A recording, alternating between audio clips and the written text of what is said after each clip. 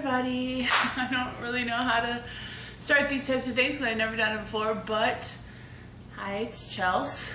I'm not really recording this for anybody who doesn't already know me. Maybe in the future, if people want to know more who don't know me, then I'll give more of an introduction or something. I don't even really know where to look.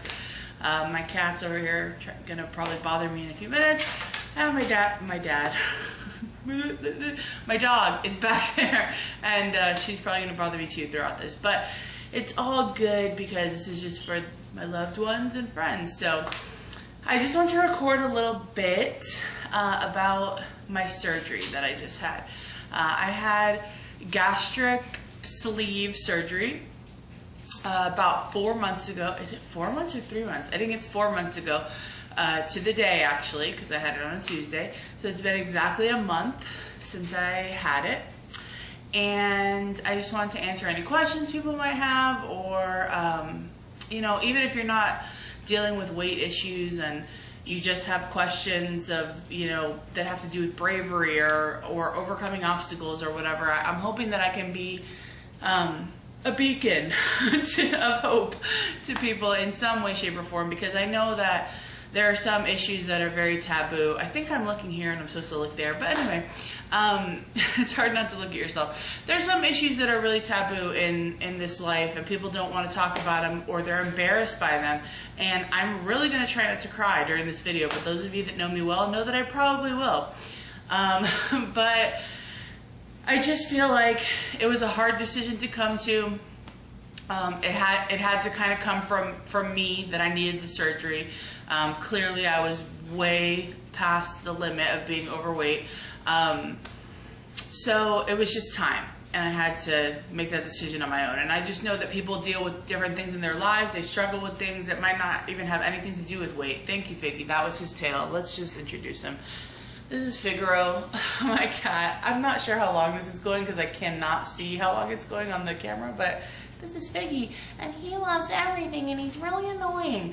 Okay, hopefully he'll leave us alone for the rest of this. But anyway, back to what I was saying. Sorry, long story short, which you know, those of you that know me, I can't do a long story short. I'm really going to try, though.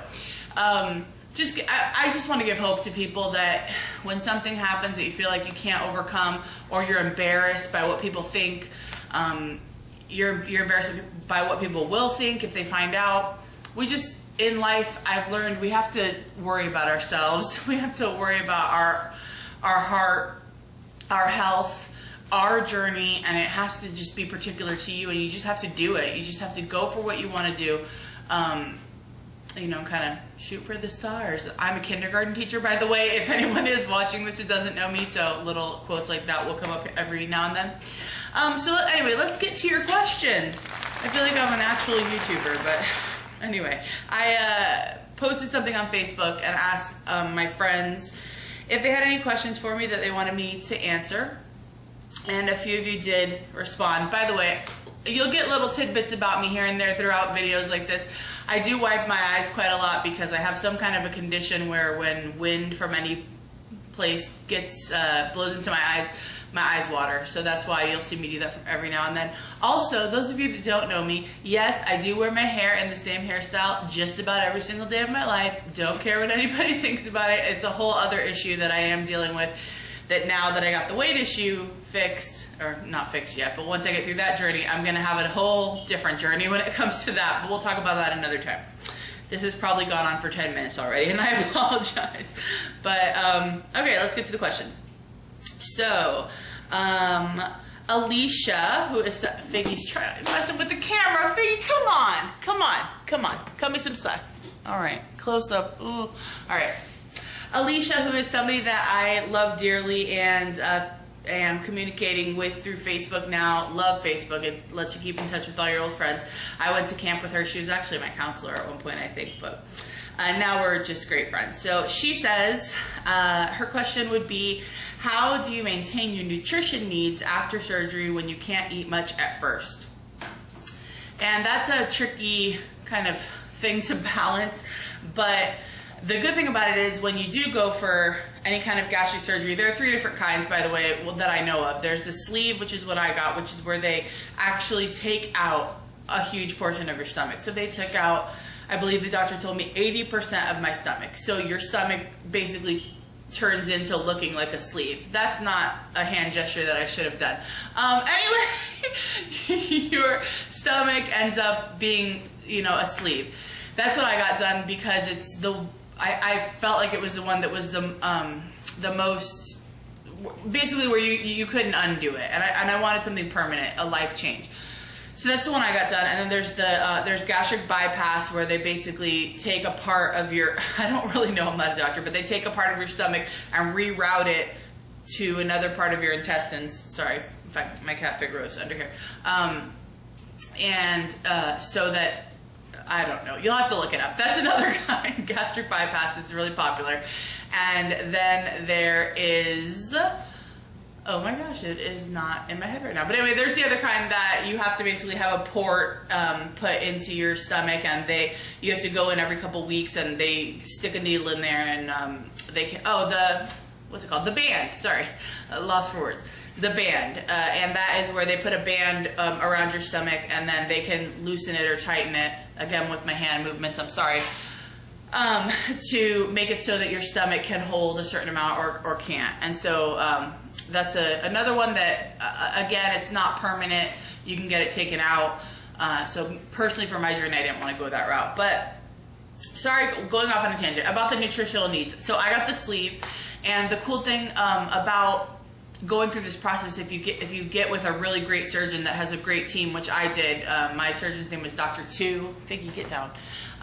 Dr. Tu, and he has a partner named Dr. Allison. We're here in Palm Bay, so that's Palm Bay, Florida. That's where we live. And they were amazing. Oh my gosh, I could cry just talking about him. He was amazing. But he has a whole team, so they have a nutritionist there, an exercise consultant, and you have to meet with a psychiatrist. I mean, there's so many things that you have to go through. Sorry about his tail. Through the beginning of the process, the middle of the process, and afterwards, the aftercare of it. So they hook you up with a nutritionist, and they help you with your needs, and they tell you how many calories you should eat a day, how you can get those different foods in. It's hard right now. Like I said, I'm 4 weeks in. There are different stages of eating. So basically, when you first get done with the surgery, you can only have liquids, and then slowly but surely, like throughout the weeks, they add different foods. So right now I'm in the mushy food stage, and I'm going to be in that for, you know, pretty much till the end of this week. And then after that, I can try whatever I want. So right now it's mashed potatoes, grits. I'm living on grits. Grits are my life now. It's not really good. I'm supposed to have more protein, so that's one thing I'm struggling with. But mushy foods like grits, mashed potatoes, applesauce, stuff like that, cream of wheat, I haven't tried that yet. Yogurt, pudding, stuff like that. It's hard though, because what the nutritionist told me was basically you have to think of your body like a PVC pipe. That's how you remember it. You need to eat your protein first, and then your vegetables, and then if you have room and you still feel hungry, then you can have carbohydrates. So kind of work around your plate in that way. So I believe I'm supposed to have 40, I want to say milligrams. I probably should have written stuff down and been more knowledgeable about this before I started the video, but I'm supposed to have 40 of protein a day. So we just try to, Brian's my husband, he helps me through this entire thing. He's helped me from the very beginning. He's the best husband in the whole wide world. But anyway, he helps me. We look at the front of things, like, so the front of a yogurt, we look at it, it'll usually now I see why this is hard for some people. I don't know if I'm going to edit this, so you guys are probably going to see all of my mess ups. Anyway, we look at the front of something like a thing of yogurt, and it'll usually say about 12 grams of protein. Grams, there you go. It's not milligrams, it's grams. So I know that if I can eat a whole cup of yogurt, that's 12 grams of protein. It's hard, really hard right now at this stage. It's something I'm struggling with to get all that protein in. So what I usually do is we have protein shakes, and that's something that you'll learn to love if you ever have to get, well, you'll learn to love you. I'm doing a lot of air quotes. I'm sorry. I'm very self-conscious. You'll learn to love those because you have to. You have to get your protein in, and I think a protein shake has like, I don't remember. I could go get one from the fridge. Next, I'll do another video and I'll tell you for sure. But they have a lot of protein in them. So they're about the size of like a juice box. So that's an easy way to get your protein if you don't think you're going to get it from other, ways. As long as you try to keep to that amount of protein that they're telling you to have, and as long as you drink water, staying hydrated is like one of the biggest things at first during this first stage. You're gonna be good, like, because you kind of can't even get a lot of calories in because you can't fill your stomach up that much, so you're not really gonna gain weight. And just, take your vitamins. They give you specific vitamins to take. But a nutritionist is the main answer to that question, is that I'm going to be having another appointment with my nutritionist, telling her what I am doing. They give you sheets of paper with lots of information in them that tell you all about like good things to eat and suggestions and stuff. And my surgeon's office has been amazing about allowing me to call anytime I need to. So if I have any question for them, I can call at any time. I might be stopping this because I think I hear my husband coming home and I don't want to be recording when he's here because I'm embarrassed. But anyway. Kayla, you're going to help me learn how to edit these videos, right? All right. Knick-knack, paddywhack. I had to give my dog a bone. You heard me, Kayla, right? You have to teach me how to edit. My friend Kayla does YouTube videos. I'm really proud of her, but I have no idea how to edit. So anyway, Bella, get back here and get your bone. I got it out for you. Okay. So, yeah, it's hard. It's really hard to meet your nutritional needs and at the same time, eat foods that you want to eat and, that are still good for you, and getting that PVC thing in. It's a struggle. It really is. But what I can say is that every day gets better, literally. I just have noticed that every single day I feel better. It gets better every day just in every way possible. But in terms of like 2 weeks ago, I could barely eat. I don't even know. I wasn't really keeping track, but I could barely eat anything. I could definitely not drink a whole protein shake, which like I said, is the size of a juice box. And now I've got to the point, I'm not saying that like I've trained my stomach to like eat more, but I just feel like you keep trying new foods and you keep, you eat till you're full and that's it. I'd say right now I'm probably at the point that I'm going to be for the rest of my life in terms of how much food I can fit in my stomach. I was telling my husband this the other night. I feel like I can have 3 meals a day, which is what you're supposed to do. You're not really supposed to snack. And I can fit in my stomach about, I'd say, anywhere between a half a cup and like 3/4 of a cup per meal. So that's what I can fit in my stomach for the entire day. So, and that's it. Like once it gets to that point, even if your mind tells you want to keep eating, like it ain't happening. I have not thrown up yet, knock on wood.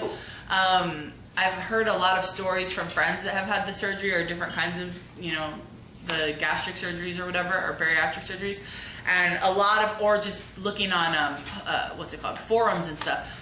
And a lot of people have said they've had trouble with, just throwing up a few times, or they say it's more like spitting up.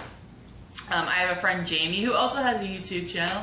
I don't really plan on having a YouTube channel for like other people. Like I said, I just want to, talk to my friends and stuff. But I believe Jamie was the one, she also got the surgery and she's doing super well. Shout out to Jamie. And I think she's the one that told me that basically it's kind of like a baby spits up. You don't ever really like throw up, like projectile vomiting like The Exorcist. But it's more like just you come to a point where if you eat too much, you feel it. And that's definitely something that has happened. I can feel the food. In my esophagus, I guess it is, or going down into my stomach. And I can feel that if I take one extra bite that I shouldn't have taken, I can feel that it's going to come up. So I know when to stop. So, that's kind of something that, I never had before because I got to eat till the cows came home, and then I'd probably eat those too when they were coming through the door.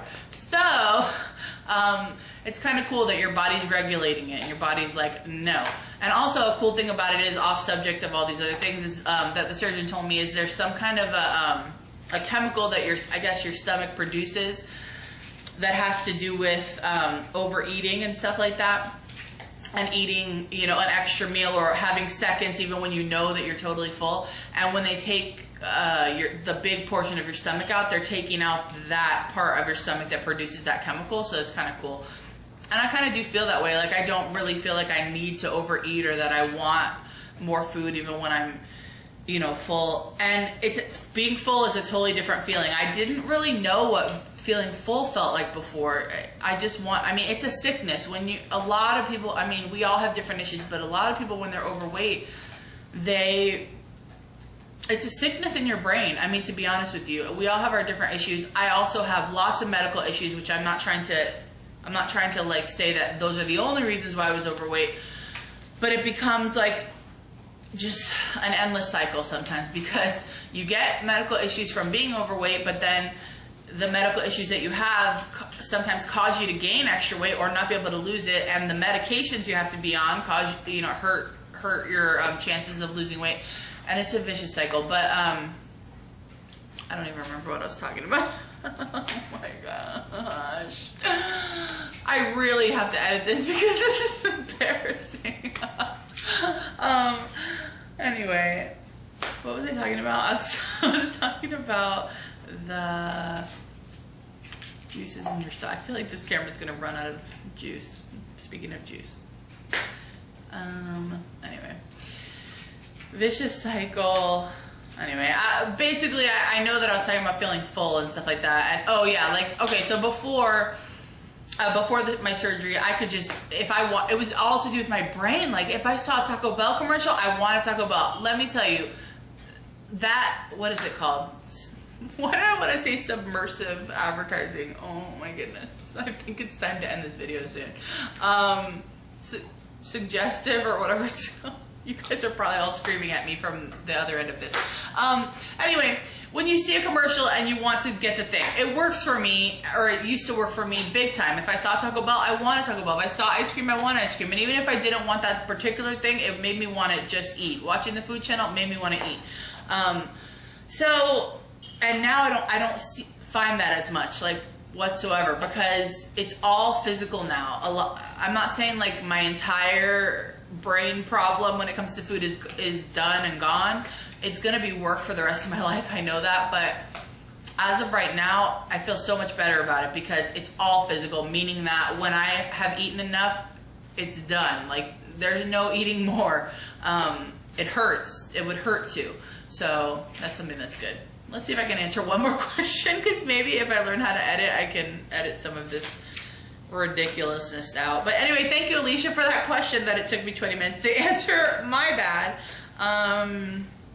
Let's see. My aunt, well, it's my aunt from my husband's side, but I call her my aunt. She's so sweet. Joanne just wanted to know about the ups and downs of things and just, you know, kind of generalities. I think I'm going to make another video that I will try not to make this long. Maybe I'll have it be like sections. I was thinking about doing like a before video explaining about just overeating and all of the things that I tried to do that didn't work, and, you know, just the before aspect, and then do another video about the actual surgery, pain level, what I expected and what happened and what didn't happen, my surgeon and days after the surgery and all that, and then do another one, another video about the aftermath of everything that happened. And I also probably need to do another video that you can either watch at your own risk or not, about when I had to go to the emergency room a few weeks before my surgery because of something that happened that had to do with my surgery, which I'm sure a lot of my friends are really wondering about because I didn't tell everyone, and it's really embarrassing, but now that I'm putting it all out there, I might as well. But anyway, so Joanne, I'll probably get to your question in one of my other videos. Rachel, my dear friend Rachel that I love with all my heart, she's been my friend since kindergarten. So she has like 15 questions, which I'm really happy about because I wanted people to give me questions. She says, what was your pain level after surgery? I'm going to talk about that in another video, I promise. How much weight are you hoping to lose? I can talk about that, I guess. I hope I'm not saying a lot. Sorry if I am. Again, this is just like a prototype, so hopefully I'll get better at this. How much weight am I hoping to lose? if I'm letting it all out there, I might as well. I mean, I'm kind of thinking about what I want to say and what I don't. But you know what? Like I said, this is about empowering people, and you should be able to just talk about what you want and don't care about what other people think, and don't be embarrassed. I don't really have an exact number. I'm being just totally honest. I'm not really in it for exactly like how my body's gonna look and how can I look in a bikini and all that kind of stuff. Like that part of it I don't really care about. I just want to be healthy. This is the part where, why am I crying over this? This is silly. I'm not gonna cry. I just want to be healthy. I'll get into this on another video also, like I said, when I do the stages, but I just want to be able to be more mobile and get around better.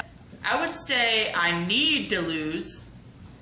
Right now, I'd say 200 pounds. Like, I'd probably need to lose another 200 pounds, and then I'd be okay. Who knows, though? I mean, I could lose more, might be less, and I could lose less, and I could be happy with that. I'm not sure. I think my husband might be home again. But Rachel had lots of questions, including questions about my husband and what he likes about the changes that have happened since and what he looks forward to and stuff. So I'll get into that on another video, too. You're so funny, Rach. And she's going to have more questions as well, so you'll probably hear her name a lot. And I think that was it for the questions so far. So I didn't really answer hardly any of them except for one because I can't stop myself from talking on and on and on. And those of you that know me know that, but I promise you I'm going to try to get better with it, at least with these videos. I can't promise anything for real life because you guys are just going to have to deal with the fact that I can't shut up. But anyway, thank you for your questions, guys. It's going to be a journey. Hopefully, I'll keep doing videos and you guys can be along on the journey with me. Maybe I can get my husband in on some of the videos or some of my friends or family to tell you, you know, their thoughts on it and everything. But anyway, my main thing is, if you got all the way this far, God bless you. But I just want everyone to know that if you're embarrassed about something or if people make fun of you about something, anything in your life, you can overcome it, and don't be embarrassed. Like, I just feel like there are so many people out there that are overweight that really do need this surgery medically, and they're just so embarrassed about it. I went through that. I went through a period of no, I need to do it on myself. Sorry, by myself. Having the surgery is a cop-out, and it's not. It is one of the bravest things that you can do to stand up, and this is when I am going to cry. Sorry, maybe I'll edit this out. Anyway, to stand up for yourself. Am I going to do an ugly cry, Teresa Steelman? Anyway, to stand up for yourself in any situation, whether it's you're not happy in life in some way or, just anything. There's a point when you have to stand up for yourself. And not because people are making fun of you and not because people are telling you what to do and telling you what's best for you. You need to realize on your own that you are brave enough. This is ridiculous. I'm sorry. Okay. Just, you know, you need to realize that you are brave enough and you can do anything that you put your mind to. And I'm not saying that I'm some kind of hero. Not whatsoever. That's not what I mean by this. I just want people to know that you have more strength than you think you do. And, you know, there are going to be haters in every aspect of life. I know I've had them in every aspect of life. But in the long run, this is like one thing I always try to tell myself. Okay. My husband just came home and I got nervous again. So I have sent him into the bedroom to not listen to me. Maybe I'll get less shy about this kind of stuff when I keep doing it, but I don't know. Anyway, so like I was saying, sorry, I stopped crying, so I'm better now. But just, you know, like I said, a lot of times people are bullied and people talk bad about you, and you feel like that's your life and that defines you, or maybe it's true or whatnot. But I just want, like, kind of my message to be, this is what I was trying to say, was that those people, like I said, they might be talking about you here, there, wherever, and you hear about it or whatnot. But they go home at night and they hang out with their families and they have fun and they eat dinner and they smile and laugh and have a great old time. And you go home and all you can think about is what a miserable person you are and how everything they said must be true, and you cry about it and you talk to your husband about it and you cry to your friends about it. They're not thinking about you. Like, so that's kind of how I feel like You should live your life.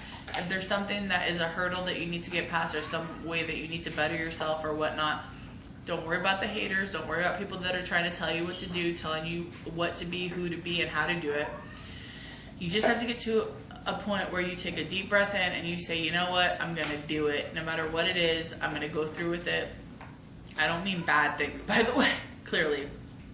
But I just mean struggles in your life. I'm going to better myself in this way. And I don't care. I don't care what people think. I don't care what their reasons are. It has to be my reasons and my way. And if we're going to do things, we're going to do things right, and we're going to do things my way. And even if it means sitting down and making a list of all the reasons why you need to do it and why you want to do it, that's a good way to start. That's how I did it anyway. I mean, it did take years, and some may say I waited too long. I really don't care. I don't really care what anybody has to say about it, because it was and is my journey.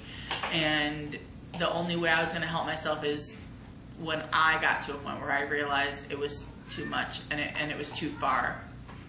But anyway, thank God for my parents. They've been really supportive. Thank God for my family, my two sisters, Julie and Michelle.